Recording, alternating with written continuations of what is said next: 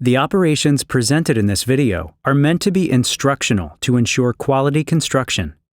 This video is not intended to provide a comprehensive overview of safety procedures. All parties should ensure that they are familiar with and follow all safety requirements, policies, and procedures that apply to their specific operation. This video discusses the important steps necessary prior to placing a concrete bridge deck. While there are many factors in the final deck construction, for the purposes of this video, we will begin after the beams have been set into place and fall protection has been installed. Once beams have been set, the first step is to install formwork for placing the deck concrete. Deck pans are stay-in-place forms which support the concrete in the space between beams. Setting the deck pans is critical, since the pan determines the actual bottom elevation and overall thickness of the bridge deck. If improperly installed, too much or too little concrete will be deposited on the deck, which could affect load rating of the beams and overall bridge design. Approved shop drawings for deck pans must be on the project before they are installed. Upon delivery, verify that the deck pans match the shop drawings in type, thickness, and the manufacturer. Certifications should also be reviewed for completeness and accuracy. Once the beams have been set, the contractor's surveyors will obtain elevations at 10-foot intervals on each beam.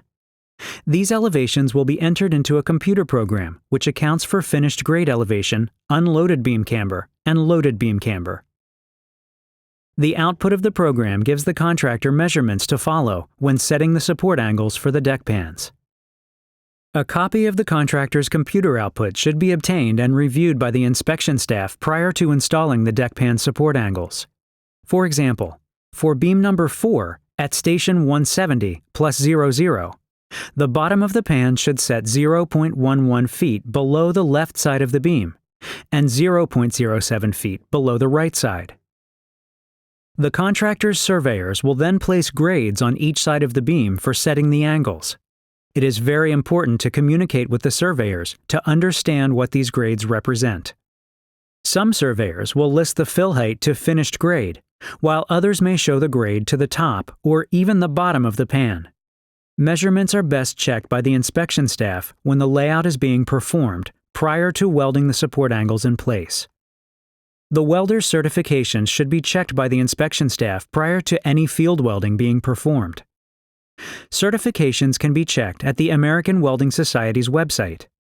Copies of the certification should be maintained in the project records. The approved shop drawings should be reviewed for all installation details. Ensure the deck pans are lapped in the direction of the pour and secured in place as directed. After all the pans have been placed, all openings around the pans and formwork should be sealed to prevent leakage of grout during the deck placement. Gaps in the pans and formwork are easily identified from under the structure. Look for areas where daylight is visible. Now that we have discussed proper deck pan placement, we will focus on falsework. The deck overhang is a temporary working area to be utilized during the deck construction operations and is installed concurrently with the deck pans. The contractor is to submit a falsework design, prepared by a professional engineer, for the deck overhang. The falsework design is to be reviewed and approved by the structure control engineer prior to installation. The falsework is designed to carry the weight of the concrete, finishing machine, and workers. The falsework should be inspected as it is being constructed to ensure it meets the design requirements. Prior to placing any concrete on the deck surface, the falsework must be inspected and certified by a professional engineer. After the deck pans and falsework have been completed, the placement of reinforcing steel can begin. Reinforcing steel should be inspected upon delivery for proper certifications, approved suppliers, damage, coatings, and grade of steel. Handling of epoxy-coated steel should be performed using nylon slings or other methods to prevent damage to the coatings. Reinforcement should be stored on platforms off the ground and should be free from dirt, oil, grease, injurious corrosion, or other foreign substances.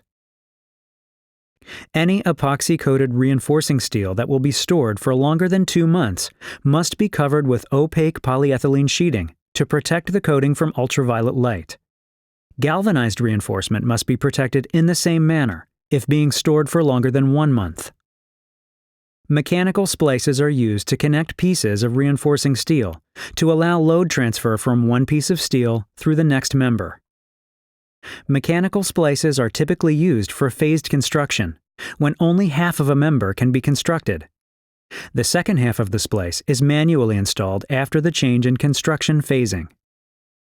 Any mechanical splice systems to be used on the project must be sampled, assembled according to the manufacturer's recommendations, and tested by PennDOT's laboratory testing section prior to use. Samples of 4 increments for each size and type of mechanical splice must be submitted. 3 samples are to be assembled for testing to verify the physical properties, and 1 sample is to remain unassembled for testing of coating thickness on an epoxy-coated or galvanized coupler body. A copy of the manufacturer's assembly recommendations must accompany the samples submitted. Passing test results must be obtained prior to encasing the mechanical splices in concrete. It is important to submit samples early enough to allow time for testing and potential follow-up actions that may be required. The reinforcement is best inspected as it is placed, rather than once completed, to avoid any costly rework and hard feelings between the contractor and the inspection staff. For support, reinforcing bars are set on chairs. Typically 1-inch chairs are placed on the deck pans for supporting the bottom mat. The chair spacing is not to exceed 3 feet to prevent any unwanted movement of the reinforcement. All reinforcement is to be spliced and lapped as indicated, and is to conform to the spacing and clearances shown on the design drawings within plus or minus 1/4 inch. All bars are to be securely fastened at each intersection on the top mat. For other intersections, when the bar spacing is greater than or equal to 12 inches, tie all intersections.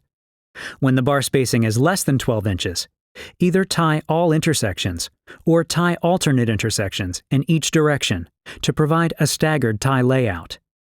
Tie epoxy-coated bars with epoxy-coated iron annealed wire, and tie galvanized bars with galvanized iron annealed wire. After all reinforcing steel has been placed and tied, the top mat should be tied down to the superstructure at sufficient locations to prevent any uplift during the concrete placement.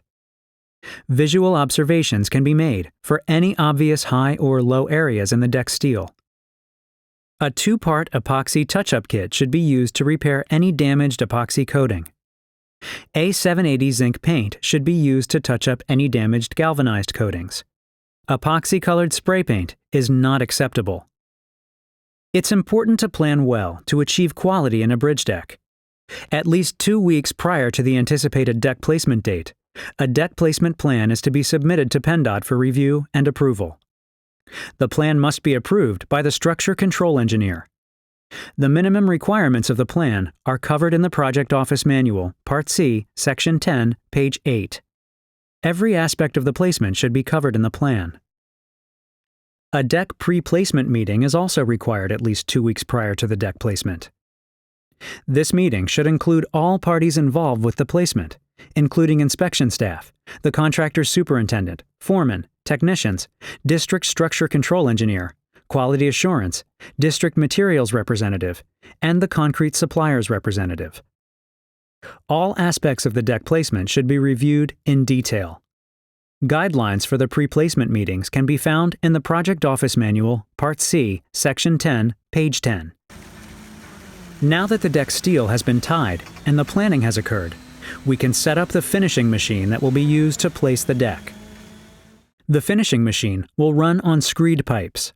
Screed pipes should be supported on cups, spaced at 24 inches, that nearly follow the same camber as the beams. There should be no dips or humps other than the camber of the beam. Any irregularities in the screed pipe should be brought to the contractor's attention. It is recommended that the screed pipes extend far enough beyond the structure to accommodate the work bridges and to allow the finishing machine to finish the entire deck in the skew area of the deck. Keep in mind, the deck surface can only be as smooth as the rail the finishing machine is riding on. Terex Bidwell recommends the 6 S's for setup of their finishing machines. The contractor is responsible for the setup of the machine, but observations and suggestions can be made by the inspection staff. Square the legs. The purpose of this step is to ensure the carriage rails are parallel to the proposed deck surface. Assuming the formwork on each side of the deck is the same height, all 4 legs should be adjusted to the same height when measuring from the screed pipe to the top of the carriage rail. Check with measurements to ensure all 4 legs are the same height. One of the 4 legs should also be locked to the truss to prevent any unwanted lateral movement on the truss section. Caution should be made to ensure only one leg is locked, as this will allow the other legs to flex without walking off the screed pipe. 2. Straighten the truss. All crown should be removed from the truss frame if using the crown bolts. The carriage should be positioned in the middle to maximize the deflection in the truss. The measurement between truss sections should be equal at the top and bottom. 3. String line the carriage rail. A string line should be stretched across the machine to ensure the carriage rail is perfectly straight. The carriage rail should be adjusted up or down as needed. Adjustments are made by rotating the carriage rail adjustment bolts either in or out to properly position the rail. Each bolt allows a maximum of 4.5 inches of travel for adjustment. The goal is to ensure that each measurement is consistent along the length of the carriage rail. Double check after tightening nuts. 4. String line the rollers. At this point, the leading and trailing ends should all be the same elevation when measuring down from the carriage rails. The rollers are adjusted by using the bolts holding the roller bearings in place. Work around the machine at least 3 times. Be fussy and write it down. 5. Set the crown and shoulder brakes if required. Adjust the crown by adjusting the crown bolts until the required cross slope is achieved. Shoulder brakes can be adjusted by moving the carriage rail adjustment screws. When performing a carriage rail adjustment, it is important to note that only about 2 to 4% change in slope, depending on the length, can be achieved by adjusting the carriage rail. This is due to the length of travel in the carriage adjustment screws. Any changes greater than 2 to 4% will require another truss section with a crown adjustment located at the breakpoint. This photo illustrates where an additional truss section was added. 6. Set to grade. Move the carriage to a place where the rollers are over top of a bulkhead or other fixed elevation. Using the leg cranks, lower the rollers so that they are just slightly above the bulkhead. Move the carriage along the bulkhead from one side to the other. When satisfied that the grade of the rollers is correct, measure and record the leg heights from the screed pipe to the carriage rail. Once the finishing machine has been set up and the contractor has completed all necessary rebar adjustments, you are ready for the dry run. The dry run is intended as the last-minute preparations prior to pouring the bridge deck. Everything should be considered during the dry run, not just rebar clearances and total depth of concrete. For example, at this point, a sufficient quantity of burlap should already be soaking, since it's required to soak for a minimum of 48 hours prior to placement. Prior to starting, the finishing machine truss should be loaded in the same manner that it will be during the placement. Gas and water tanks should be full. Generators and lighting devices should be present, and only the operator should be on the machine. This will ensure that the deflection in the truss during the dry run matches the deflection during the placement. Permanent station markings should be placed on the vertical edge formwork to be used as reference points during the concrete placement operation. To start the dry run, the leading edge of the rollers should be placed over a fixed, known elevation, like the bulkheads. The leading edge of the rollers should clear the bulkhead by 1/8 to 1/4 inch at all locations along the bulkhead.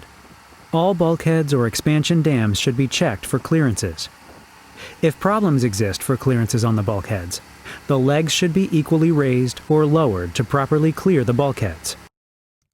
After clearing the bulkheads, a straight edge is attached to the rollers to facilitate obtaining the dry run cover and depth measurements. The inspection measurements must be entered directly into an approved source document, similar to the one shown here, and be included in the permanent project records. Measurements will be taken over each pan, gutter line, and break point at longitudinal intervals not exceeding 10 feet along the length of the bridge deck. Record all total dry depth and cover measurements directly into the source document. Reinforcing steel deviating from the cover requirements by more than 1/4 inch must be corrected and rechecked. During the actual concrete placement, the wet depth check should be documented and compared to the measurements obtained during the dry run. The dry run should also include a check of finishing machine operation. Operate the finishing machine in production mode to ensure the reversing mechanisms are changing the direction as intended. The finishing machine should be timed to ensure it will finish the surface fast enough to meet the minimum specification longitudinal placement rate of 20 linear feet per hour. The unit should advance from 3 to 6 inches for each carriage pass. The transverse carriage travel speed can be increased or decreased depending on how the surface is being finished. A slower carriage travel speed will allow the paving rollers to have longer contact with the surface. A common starting point for carriage travel speed is approximately 60 feet per minute. The trailing end of the rollers should be approximately 1/8 inch higher than the leading end. This is accomplished by turning the rear leg cranks 1/2 turn counterclockwise. Document the leg heights again at this point as a check for any unwanted tampering of the equipment prior to releasing the concrete. While facing the machine, the clockwise auger should be in the right-hand shaft and the counterclockwise auger should be in the left-hand shaft. The augers should be initially set approximately 1/4 inch higher than the rollers. This adjustment is typically fine-tuned after the placement starts.